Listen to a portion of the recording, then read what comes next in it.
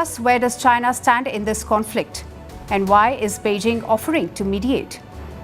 In other news, India's Defence Minister Rajnath Singh is heading to China next week. How is New Delhi managing this delicate relationship?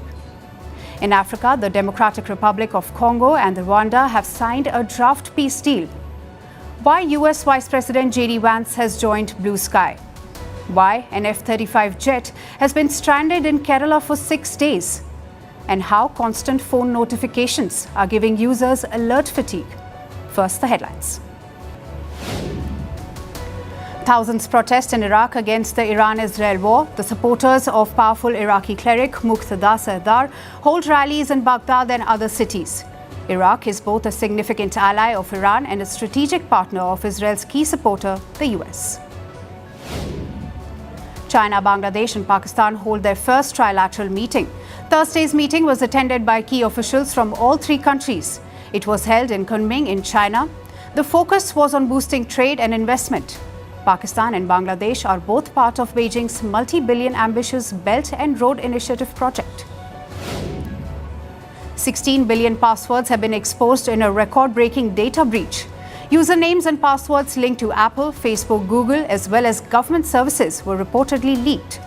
Researchers say the leak is the work of multiple info stealers. Myanmar's junta and anti-coup guerrilla battle over the country's jade mining hub. Since the coup in 2021, Myanmar has been embroiled in a civil war.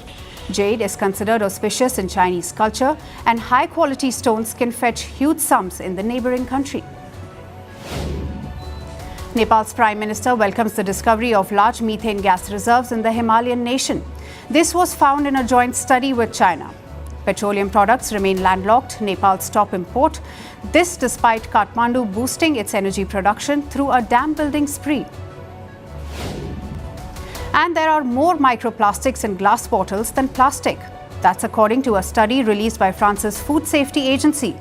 Researchers found around 100 microplastic particles per litre in glass bottles of soft drinks and beer. It was 5 to 50 times higher than the rate detected in plastic bottles or metal cans.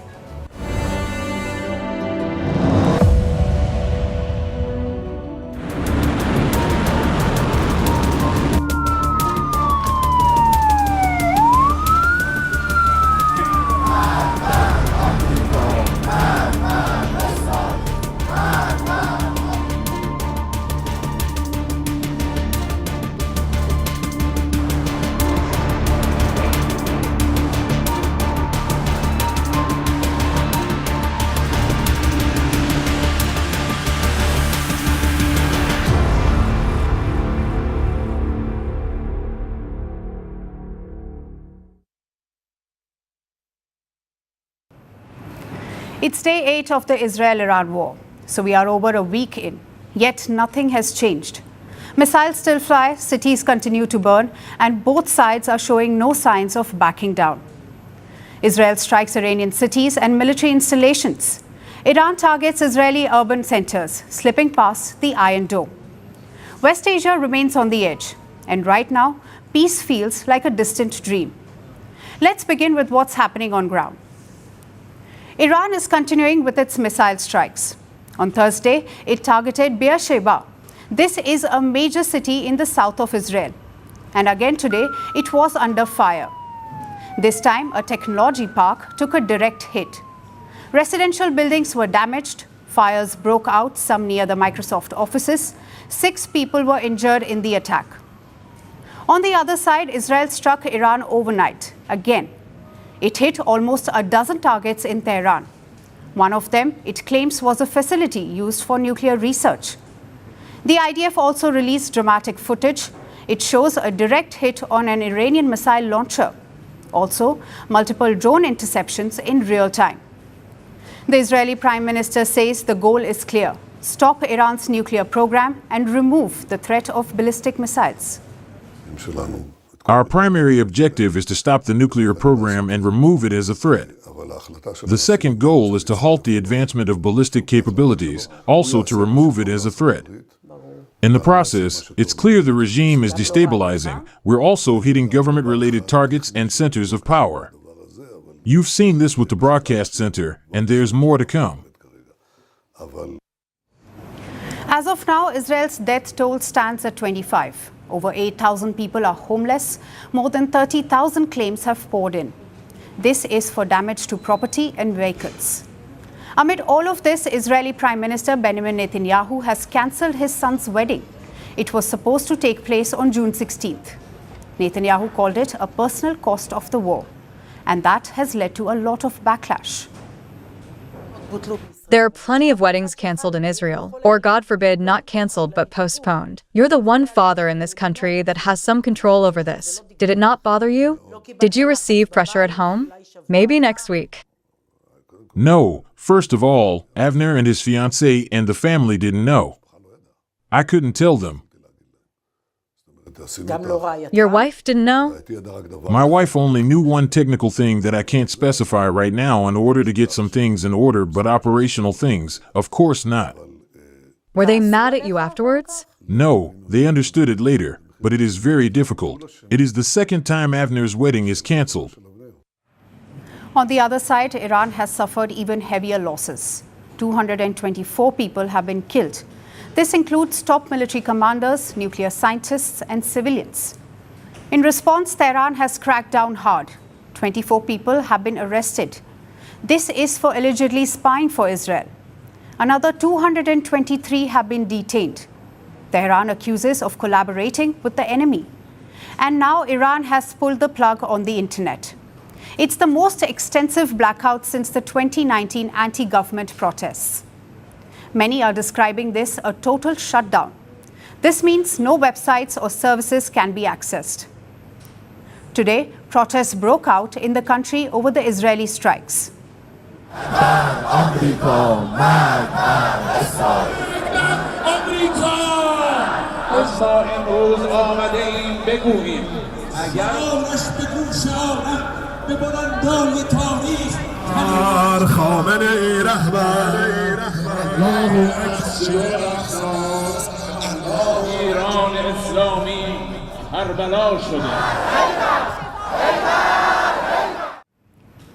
So things are only escalating on the ground. Several countries have suspended their embassy operations in Tehran. This includes New Zealand, Switzerland, and Australia. They are also evacuating their citizens from both countries. India has already evacuated 110 students from Iran. Tehran is making an exception for India. It is opening its airspace to facilitate evacuation. So 1,000 more students will return soon. New Delhi is also planning to evacuate citizens from Israel. Around 30,000 Indians live there. China has also evacuated 1,600 citizens from Iran. Beijing has asked its citizens to leave the country via land borders. Australia is evacuating 1,200 people from Israel. Some have already left on a ship to Cyprus. So evacuation operations are in full swing. The government has directed the departure of all Australian officials and dependents, and we have suspended our operations in Tehran. This is not a decision taken lightly. As of now, utter coordination of the Ministry of Foreign Affairs and Chinese embassies and consulates in Iran, Israel, and relevant neighboring countries. More than 1,600 Chinese nationals have been safely evacuated from Iran, and several hundred others have been evacuated from Israel. But behind the scenes, another story is unfolding. There are murmurs of diplomacy. The US has drawn a line in the sand. It has set a 2-week deadline. Donald Trump says he'll decide within 14 days whether or not to strike Iran. But why the wait? Well, it is to give diplomacy one last shot. Meanwhile, the Europeans are already moving. Top EU diplomats are meeting Iran's Foreign Minister Abbas Araghchi in Geneva. Officially, the agenda is Iran's nuclear program. But right now, it's all about de-escalation, to stop the missiles and to pull West Asia back from the edge. This is the first formal contact between Iran and the West since the war began last week. We have always had dialogue with the Europeans and have discussed various issues with them. Even now, if they have something to say, we are listening. We are not ashamed of defending the rights of the Iranian people, and we are not avoiding anyone.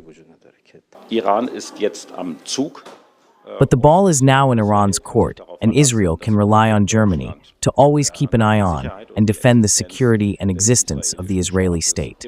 That is part of our raison d'etre, And that is also my guiding principle in today's talks. Thank you very much. For several days now, France has spoken with a clear, simple voice.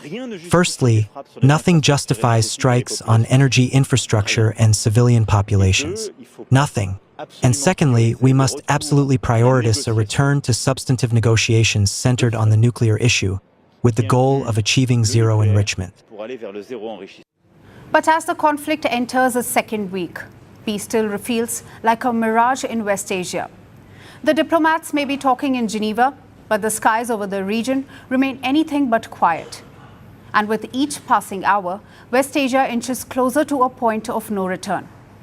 The next 14 days could decide everything.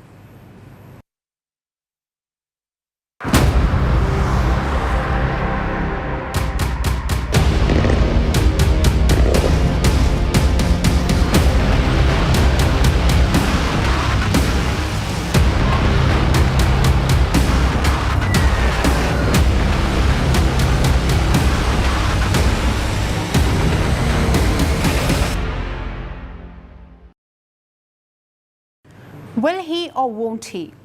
That's what everyone wants to know. Will Donald Trump join the war against Iran?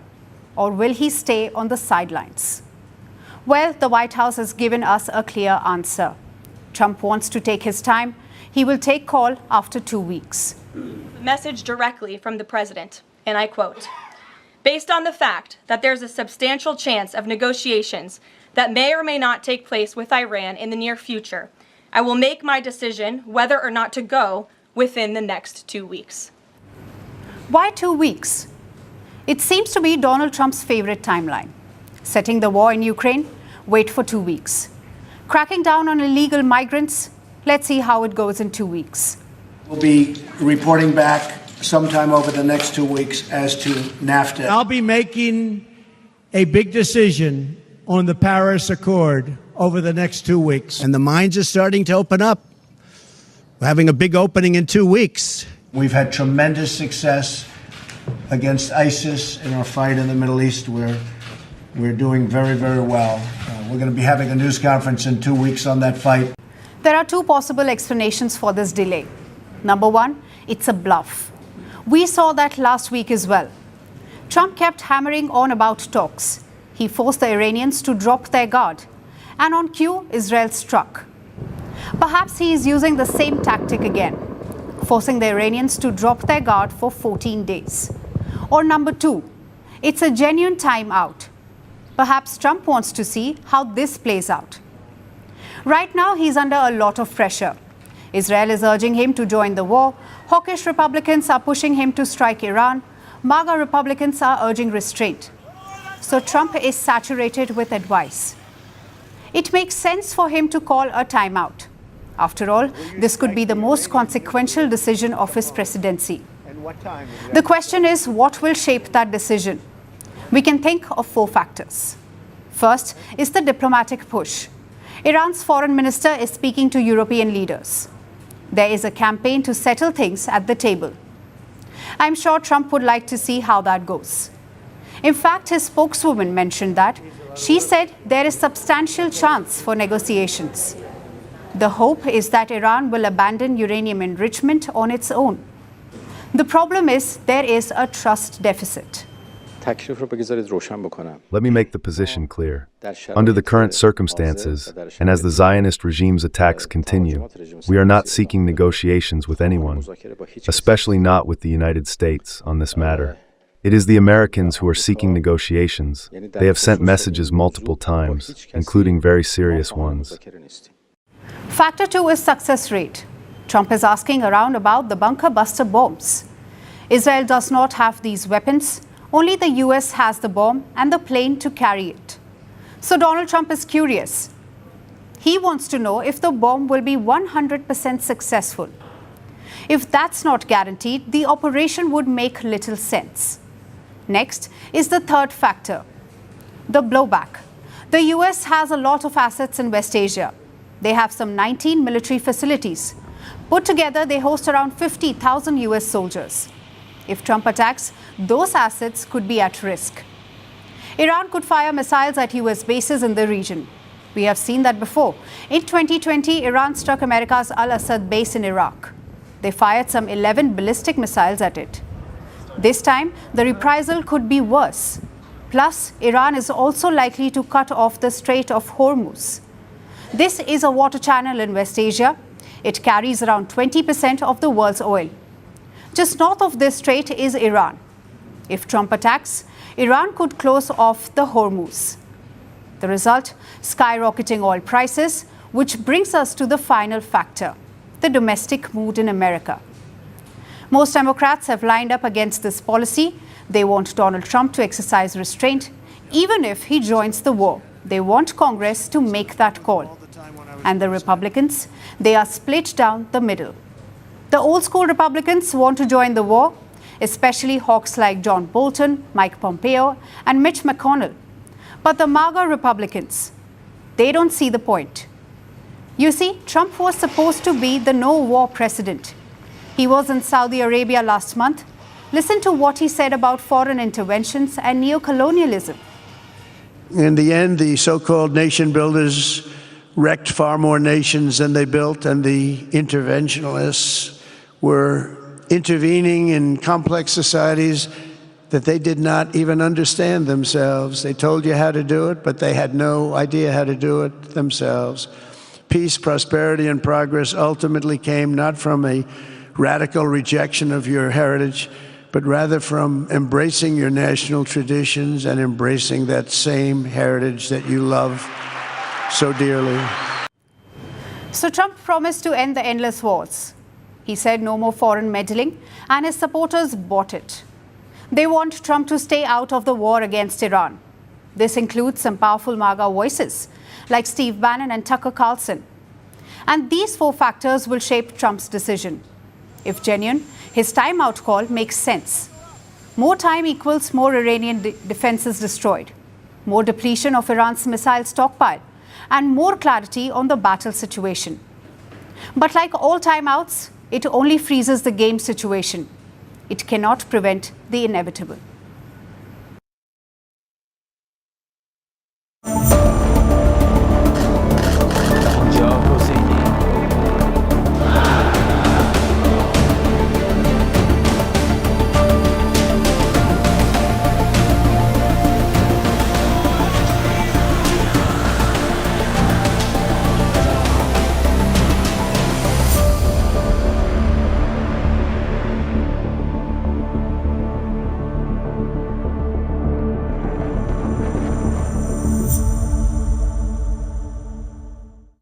For our next story, let's go back in time. The year was 1953. Mohammad Mossadegh was Iran's democratically elected prime minister. He moved to nationalize the country's oil, one that was under British control for decades. The United Kingdom was not pleased, neither is Washington. So in classic Cold War style, the CIA and MI6 engineer a coup. Mossadegh was ousted. A puppet monarch, Mohammad Reza Pahlavi, was reinstalled. For the West, this was a win. For Iran, this was the seed of the 1979 revolution, one that toppled the Shah and brought in the Islamic regime. Fast forward to 2025, and the whispers of regime change are back in the air. Where did this chatter come from? Who is saying what? And could another regime change in Iran end up in blunder? Let's look at it. First, Israel strikes killed Iranian top leaders. Then Israel approved a plan to kill the country's supreme leader. US President Donald Trump vetoed it. But he did issue a threat to Ayatollah Khamenei. He said Washington knew where he was hiding and that they were not killing him, at least for now. Since then, Israel has asked multiple times about regime change. And Netanyahu has just one thing to say. The operational goal was not regime change, but it could happen in the process. But the matter of regime change is, first and foremost, up to the Iranian people. There is no shortcut to that. Therefore, I have not set it as an official or declared goal. It may be a result, but it is not an explicit objective of our operation. But his own defense minister took a more blunt stance. I am talking about this man, Israel Katz. He has talked about eliminating Khamenei, adding that the supreme leader should not exist. We set the goals of the war to be removing nuclear and destruction and missile threats, and in them the IDF was instructed and knows that in order to achieve them, within the overall targets, this man should not continue to exist. Now the West already has a history of regime change in Iran, so manufacturing another one isn't a stretch for them. But in 1953, they had the Shah. Who do they have now? If the Islamic regime collapses, who takes over? Currently, there are a lot of names doing the rounds. The first is Reza Pahlavi. He is the son of Iran's last Shah. In 1979, his family fled the country and have since been living in exile. Since then, Reza Pahlavi has been living in the United States. He hasn't gone back to the country for over 45 years. Yet, he's propping himself up as an alternative. But while he commands some nostalgic loyalty, Reza Pahlavi has no clear base. More importantly, the Iranians don't like him. The end of the Islamic Republic is the end of its 46-year war against the Iranian nation. The regime's apparatus of repression is falling apart. All it takes now is a nationwide uprising to put an end to this nightmare once and for all. The second is the MEK. This is the Mujahideen-e-Khalq. It is a left-wing Muslim group. Its leader, Masood Rajavi, has not been seen for more than 20 years. So his wife, Maryam Rajavi, has taken control. The MEK wants to overthrow the regime, but it has skeletons in its closet. It was once aligned with Saddam Hussein. It also has Washington connections. So the Iranians don't trust them much. Third, there are progressive reformists. They have charisma, but no party structure. There are talks of them forming an emergency government with former President Hassan Rouhani and former Foreign Minister Javad Zarif. Four, there are ethnic minority groups, like the Kurdish and Baloch minorities. They have their grievances with the regime, but they also harbor secessionist aspirations. There's also the Women Life Freedom Movement. It started after the killing of the 22-year-old Mahsa Amini. She was killed for not wearing a hijab properly. This set off massive protests in the country. This movement was leading those protests, but it has no leader or roadmap. So Iran does have an opposition, but it is heavily fragmented. There is no one successor. And Iranians have paid the price for outside interference before. They don't want to pay it again. After all, this is a country of 90 million people. If it collapses, the consequences will be catastrophic. Think Syria, but 10 times bigger. Think Iraq on steroids. Think Libya, only with nuclear know-how. Does anyone think that what was done in Iraq in 2003 was a good idea? Does anyone think that what was done in Libya the next decade was a good idea? No. I'm also thinking of our friends in the region, in Iraq, Lebanon, and elsewhere. We must help them reduce everything that, indeed, threatens their security, but they need anything but chaos.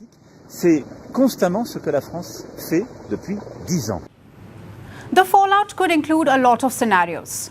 One, a dangerous power vacuum, warlords, militias, and extremist groups scrambling for control. Two, a humanitarian catastrophe. Millions of refugees flooding neighboring countries and Europe. And three, nuclear weapons. Their technology or even material could fall in unknown hands. So a failed Iran isn't just a West Asian crisis. It's a global security nightmare in the making. And if recent history has taught us anything, from Iraq to Libya, regime collapse without a clear plan doesn't end conflict. It only opens the gates to chaos.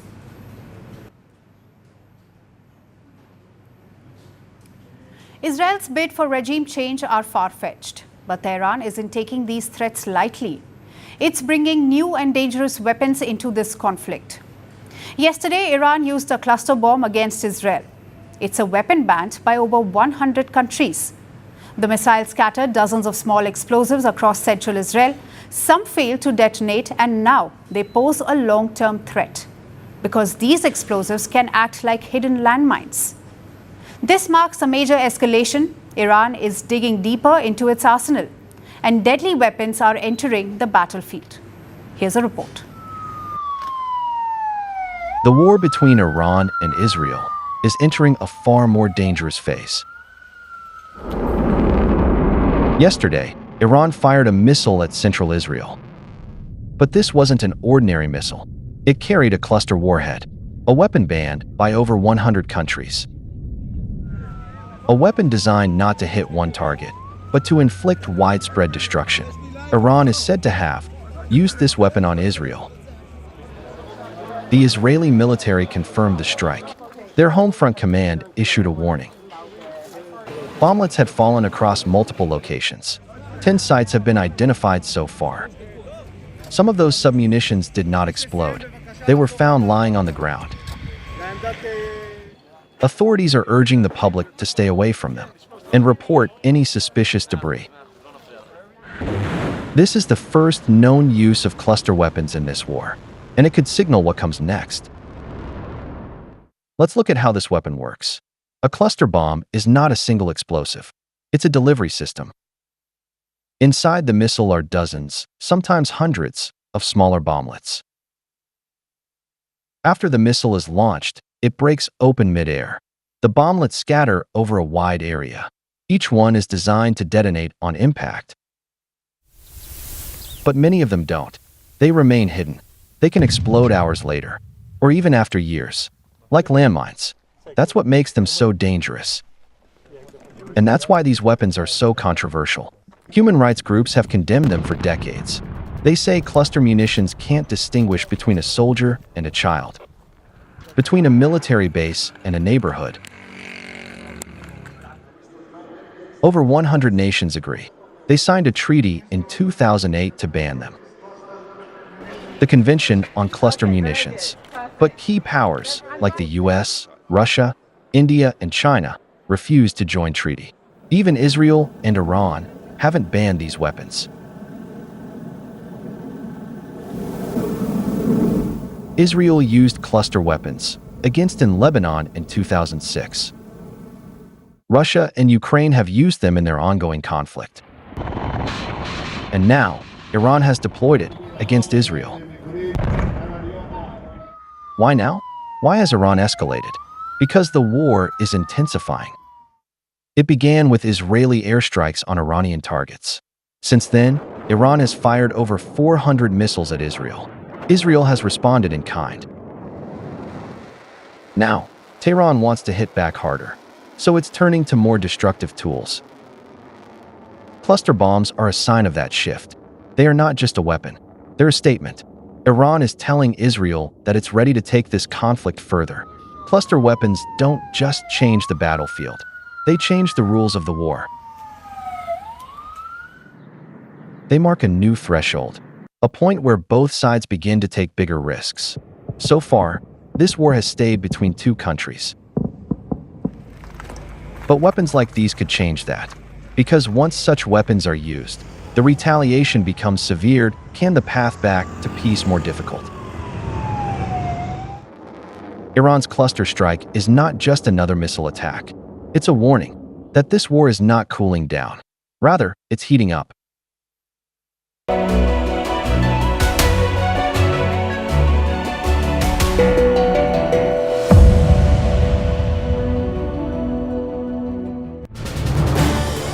This is News 18 Network.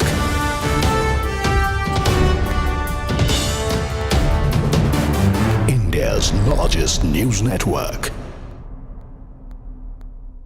Israel has vowed to hit all nuclear sites in Iran. The United States' latest position is there's no scope of negotiations with Iran, while Iran has made it clear that it will not show the Zionists any mercy whatsoever. Israel continues to maintain that Khamenei's death will end the conflict.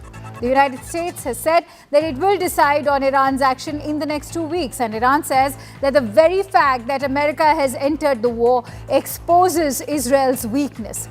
Israel, on the other hand, has said that it does not need a green light from the United States to strike Iran. The US is still weighing its options on whether or not it must strike Iran. Iran, on the other hand, has refused to budge either. But the question is that will United States get involved at all? It already has partially. While the response so far has been wishy-washy, here's why it may get involved. Because the United States wants to protect Israeli security and deter Iranian escalation. It would also look to prevent nuclear escalation to the war. Moreover, a key reason why it could possibly get its hands dirty is to protect its bases and assets in the region. The United States also would be looking to safeguard its Gulf allies and oil routes. The reasons why the United States might choose to keep its distance are the Trump cabinet, which is much less hawkish compared to his predecessors. While China and Russia have called for de-escalation, things must change if US gets involved with the former duo backing Iran.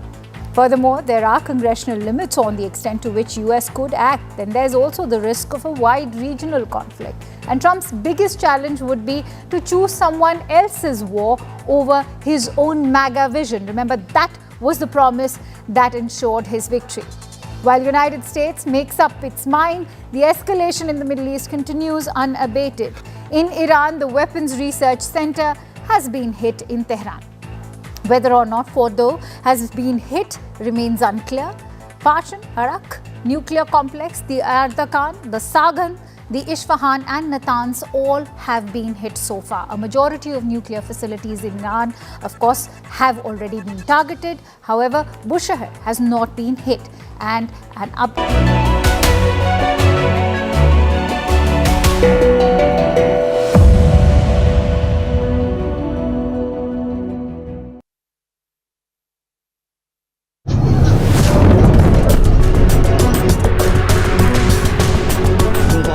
China opposes the violation of Iran's sovereignty, security, and territorial integrity.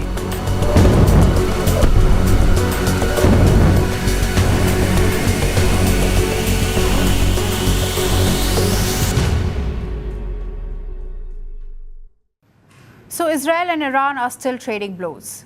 Each day, more dangerous weapons are entering the battlefield. The risks of a wider war in West Asia are high. Amid the chaos, one country is pitching itself as the voice of reason. We are talking about China.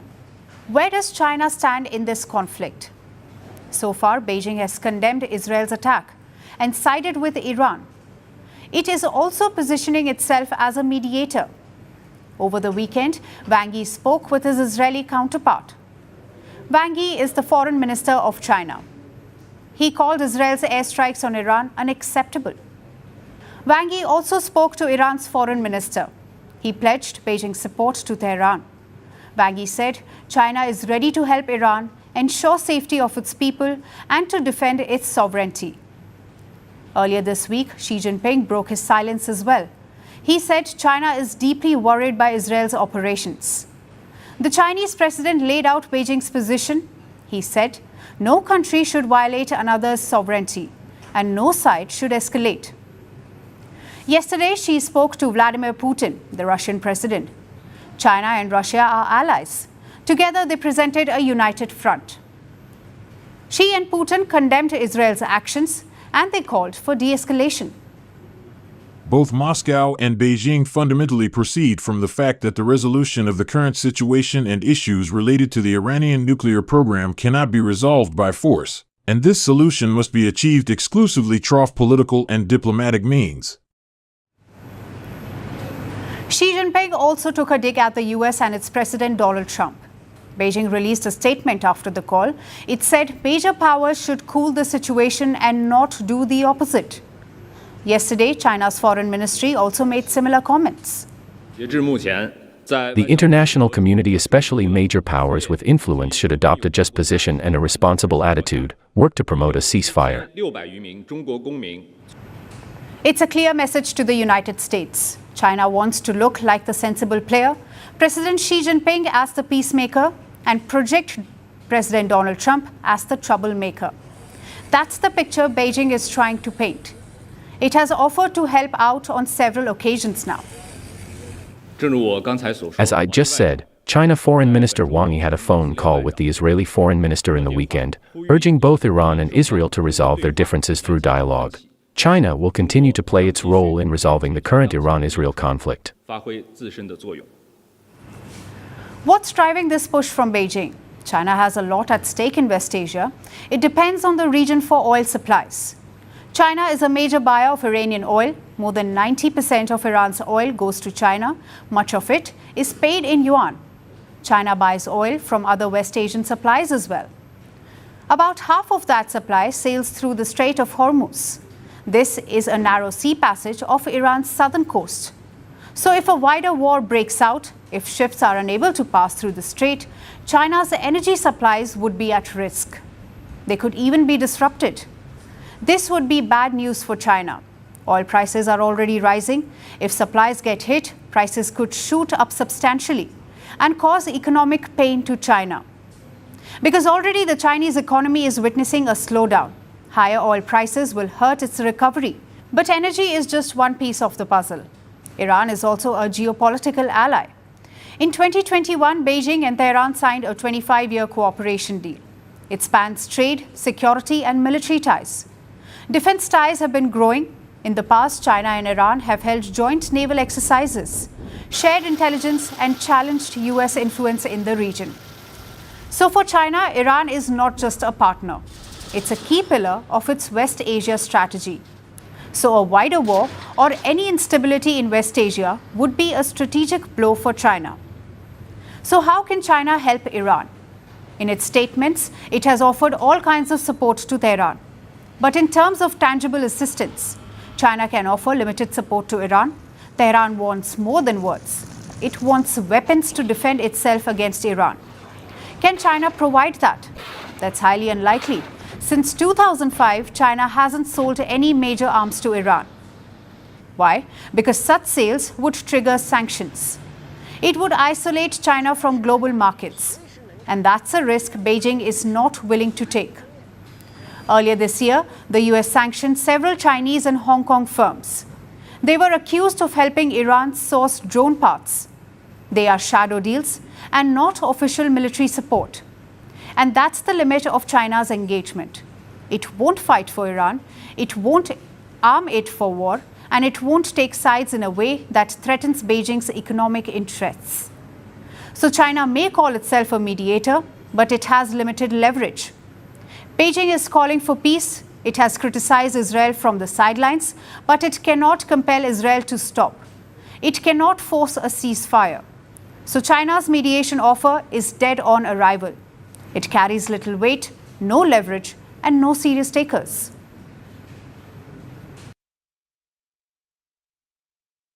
Speaking of China, it is gearing up to host a meeting of the SCO. As you know, SCO is the Shanghai Cooperation Organization. It is a regional grouping in Eurasia. And guess who's on the guest list? India's Defense Minister Rajnath Singh. He will travel to China's Qingdao next week. It's a very significant trip. Rajnath Singh will be the first minister to visit China since 2020. That's when the Galwan clashes happened. Indian and Chinese soldiers faced off in Ladakh. Multiple lives were lost on both sides. And after that, India and China were locked in a standoff. Both sides deployed heavy weapons and soldiers, and as a result, ties were frozen. Then last year, Beijing and New Delhi struck a border deal. They agreed to pull back deployments. They also sought to normalize the relationship, which brings us to today. Rajnath Singh will break a 6-year freeze in ties. He will meet China's defense minister next week. Also at the summit will be Pakistan's defense minister Khwaja Asif. And that's another significance of this trip. It's Rajnath Singh's first foreign mission since Operation Sindoor. We'll be tracking the trip closely. But for now, let's place it in context. How is India handling its relationship with China? New Delhi has agreed to restart talks on trade and travel. Business ties are also recovering. In 2024, India received 526 investment applications from China. Out of these, 124 were approved, and 200 are still pending. Despite these gains, problems remain. Consider what China did in April. They began curbing exports of rare earth magnets. Now, these magnets are crucial items. They are used to make EVs, electronic items, and motors. Just one problem though. China makes around 90% of these magnets. If China limits supply, there will be a shortage. And that's what happened in India. Indian producers began complaining about these curbs, so New Delhi is plotting a solution, a special scheme to expand rare earth magnet production. And how much money is being set aside? Between 3,500 and 5,000 crore rupees, which is around $460 million. The idea is to end the dependence on China. Of course, this won't happen overnight. China took decades to build up their rare earth industry. So this solution is long-term, and that's the problem with India's relations with China. On paper, people say we should work together, massive populations, massive economies, and massive potential. But that's easier said than done. China has territorial ambitions in India. They are also an economic competitor of India. Basically, we are fighting for the same markets. Commerce Minister Piyush Goyal spoke about that yesterday, though his choice of words has triggered a backlash. Let me quote what he said. If I do an ASEAN agreement with Indonesia, Malaysia, Thailand, Vietnam, Cambodia, Laos, it really is silly because I am opening up my market to my competitors. Many of the ASEAN members have now become the B team of China. So effectively and indirectly, I have opened up my market for goods that find their way from China into India. To give you some context, ASEAN is a regional grouping of 10 countries. Think of it as Southeast Asia's European Union. India and ASEAN implemented a free trade deal in 2010. But Piyush Goyal says that was silly. Why? Because the minister feels ASEAN nations have become China's B team. India's opposition has slammed this claim. Many ASEAN nations have border disputes with China. They have also clashed in the open seas. Nonetheless, the minister's larger point was this: India and China compete for the same market, and that will be a key challenge to this reset. We can alter political equations, we can overcome historical hesitancy, but can we sidestep economic and trade realities? The answer could shape the future of India-China ties. Moving on to the United States. The Vice President just made a digital move and it's turning heads. He's joined Blue Sky, a new buzzy social media platform that's being called Anti-X. JD Vance is now inviting his 4 million followers on X to follow him into bluer skies. But here's where it gets strange. Within minutes of joining, JD Vance's account was suspended. Why? Blue Sky thought he was a fake. The account has since been restored, but the move has people asking, why Blue Sky? Why now? Is this just tech curiosity, or is Vance sending a political signal? Our next story breaks it all down. U.S. Vice President J.D. Vance has 4.3 million followers on X. Yet, he is asking his followers to move to a new platform. It goes by the name of Blue Sky. Blue Sky is, in the simplest terms, the social media platform that wants to be what Twitter was before Elon Musk. Same short-form posts, same retweets, same blue and white color scheme. Even the profile layouts feel like déjà vu. But behind the familiar interface is a very different philosophy. Blue Sky is decentralized. That means users don't have to rely on Blue Sky's servers.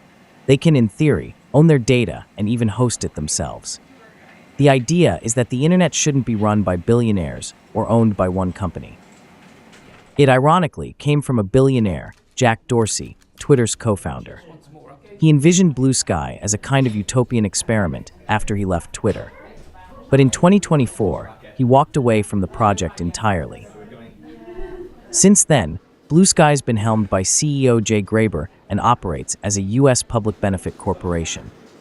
But it has a reputation of being a liberal, anti-X sort of social media platform, almost like a progressive answer to Musk's X. So what is the U.S. Vice President doing on it? On the surface, Vance's move might look like nothing more than social media diversification. On Wednesday, the Vice President shared screenshots of his Blue Sky page on the X platform. Vance's Blue Sky account was even briefly suspended. The platform believed it could have been set up by an imposter. But dig deeper, and it reads like a political statement. Elon Musk was once tight with Trump and a regular presence in Republican tech circles. But 2 weeks ago, he had a dramatic falling out with the Trump-Vance axis. So, it's no coincidence that Vance's migration comes in the wake of that fallout. Joining Blue Sky lets him sidestep Musk's influence, all while projecting a kind of tech-savvy populism. Now, Blue Sky isn't yet a household name, but it's growing fast. The platform recently passed 30 million users. For comparison, X still has the edge in raw numbers. Elon Musk claims 250 million daily users and over 600 million active accounts. But that dominance is beginning to wobble. That's because X has been criticized for allowing hate speech and misinformation to continue unchecked. Which explains the exodus to Blue Sky. Whether the platform can keep the momentum going is the billion-dollar question, but it also reflects a broader shift. Once every politician had to be on Twitter to talk to the world, but the Trump administration does things differently. Donald Trump shares his thoughts on his social media platform, Truth Social. Now his VP is on Blue Sky for a new audience and a fresh narrative. If Blue Sky is the future of political discourse, then the vice president is just getting in early. And what we're seeing here isn't just a platform switch. It's a glimpse into a fragmented digital future, where every ideology might have its own social media platform. Truth Social, X Blue Sky. Politics, like tech, loves a new frontier. The question now isn't just who gets heard, it's who owns the megaphone. And in this sky full of competing clouds, only one will end up controlling the weather.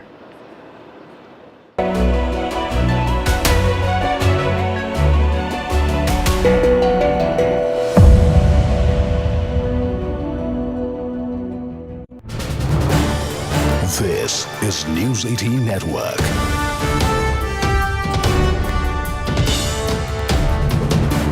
India's largest news network.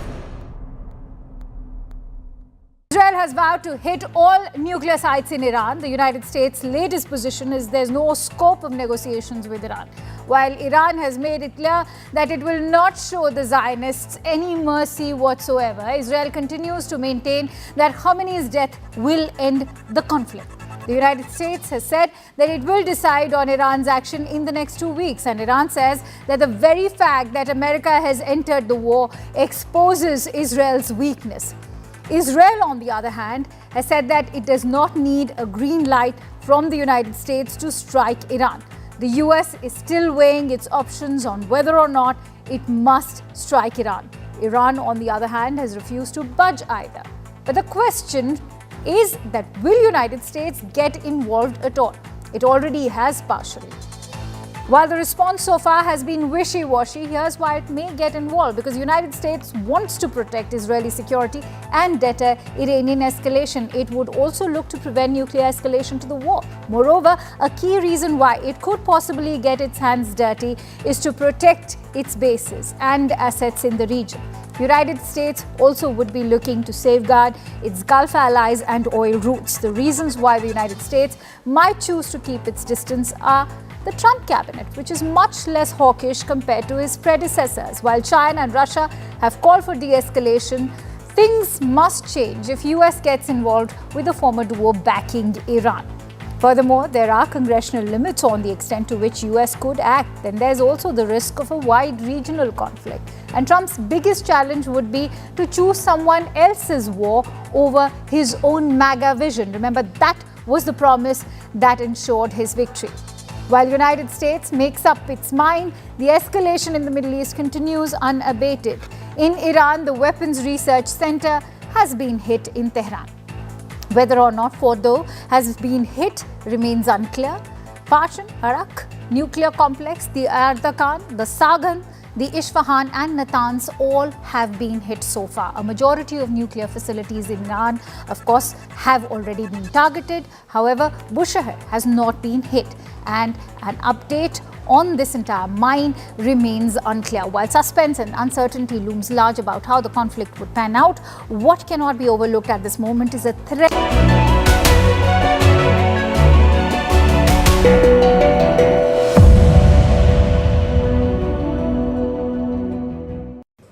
A $100 million jet a sudden emergency landing, and a curious delay.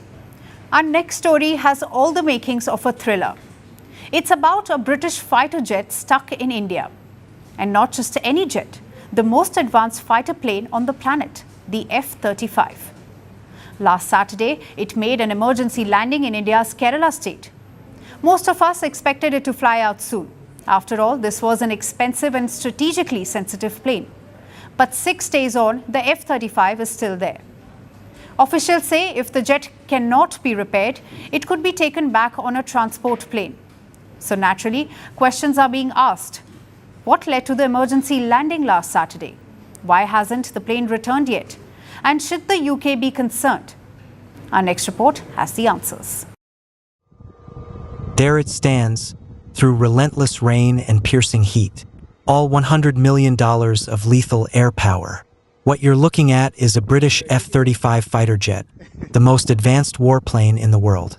And don't fall for the gloomy weather, because this isn't London or Manchester. It is the Thiruvananthapuram airport in India's Kerala state. How did a British fighter jet end up here? The story begins on Saturday night. A British aircraft carrier, HMS Prince of Wales, was in the Arabian Sea. This F-35 jet was part of the drills being conducted there. At around 8:50 p.m., the plane took off from the carrier, but 30 minutes later, it was running out of fuel and unable to return to its mother ship. That's when the pilot contacted the Thiruvananthapuram airport. Once clearance was granted, the fighter jet landed at around 9:30 p.m. The same night, a British repair crew arrived to check the aircraft. It's been 6 days since that check, but the plane remains stranded in India. So what went wrong? Experts say the issue may not have been fuel alone. If it was, the plane would have refueled and been on its way back. They feel there could be a technical snag, perhaps with the hydraulic system. If true, that would explain the delay, because we are talking about a very complicated machine. F-35 is a fifth-generation fighter jet. It is made by the American aerospace company Lockheed Martin. The US has sold this plane to allies like the UK, Canada, Germany, Denmark, Israel, and Japan. This stranded plane is an F-35B version. It is designed to take off from shorter runways, making it ideal for carriers. India does not operate these F-35 planes. Plus, not every airport or airbase is equipped to repair them. You will need specialized equipment which may have to receive government clearance.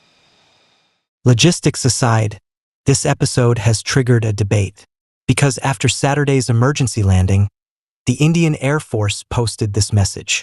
On having declared a diversion off an emergency, the F-35B was detected and identified by the IAF's IACCS network and cleared for the recovery. Two words stand out in this Indian Air Force statement: detected and identified. The F-35 is supposed to be a stealth plane. It is expected to evade radars and air defense systems. Yet the Indian Air Force claims it identified and detected the aircraft. Clearly not as stealthy as the claims. In Thiruvananthapuram, the locals have joined in on the conversations around the jet. Some of them posted resale advertisements for the plane. Not sure the British government will agree though. We do hope the plane and its pilot can eventually be on their way, but you cannot deny the irony. The US government is hoping to sell the F-35 jet to India. New Delhi too is hunting for a fifth-generation plane, but it hasn't decided yet. On the one hand, you have the F-35 jet. On the other, you have the Russian Su-57. And if you don't want either, India is making a fifth-gen plane of its own. In the middle of that decision comes this emergency landing. Not a good marketing pitch. But for now, this F-35 stands on the tarmac, a lone paramilitary officer guarding it, stuck and far from home. And now it's time for Vantage Shots, images that tell the story. Ukrainians rescue a woman from a burning house after Russia attacks Odessa. The Paris Air Show showcases autonomous electric flying taxis, and the first Panda-themed monorail train makes its debut in China. Finally, taking you back in history, on this day in 2001, General Pervez Musharraf was formally sworn in as Pakistan's president. This was after he removed then President Rafiq Tharar. It happened 2 years after Musharraf seized power from Prime Minister Nawaz Sharif in a military coup. We leave you with that. Thank you for watching. Have a good weekend.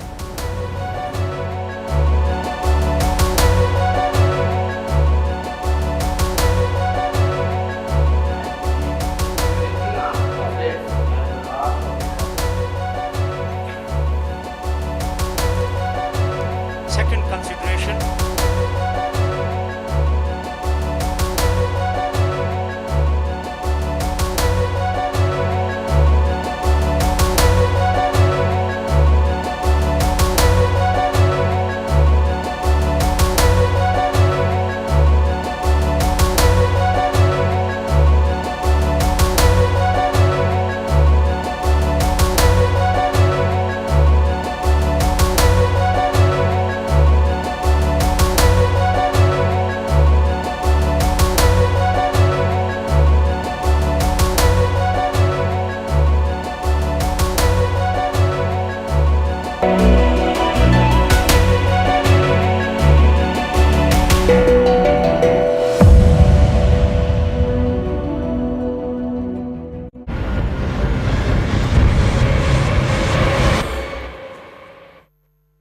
Ahmedabad Civil Hospital is used to seeing tears, despair, death.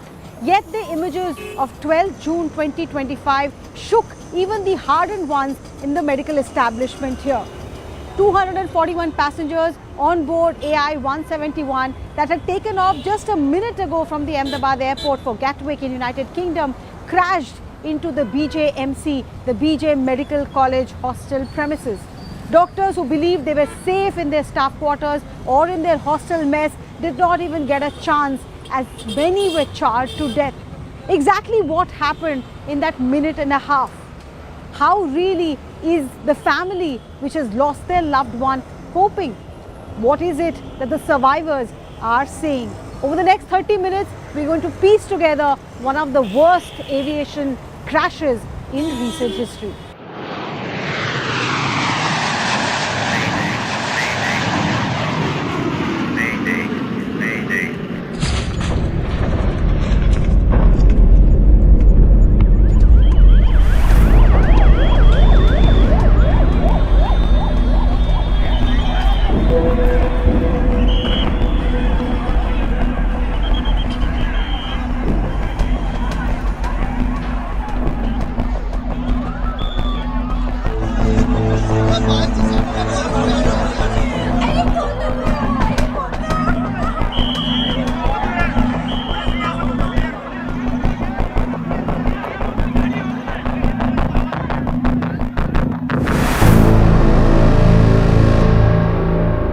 Electrician का थोड़ा काम था, वो करने के लिए गया था। जस्ट 2 मिनट हुई, मैं वहाँ से निकला, उसके बाद में तुरंत ही बहुत बड़ा धमाका हो गया। उसके बाद में तो मुझे खुद को कुछ पता नहीं चला, वो हिसाब से मैं भी वैसे घबरा गया इतना, तो वहीं से निकल गया, भागा मैं वहीं से। जैसे प्लेन हुआ, मेरे सामने जो प्लेन हुआ वहाँ पे चिल्लाने की पैसेंजर की आवाज़, बचाओ बचाओ, और वो आवाज़ सिर्फ 10 मिनट की थी, क्योंकि 10 मिनट में पूरा प्लेन रॉक हो गया था।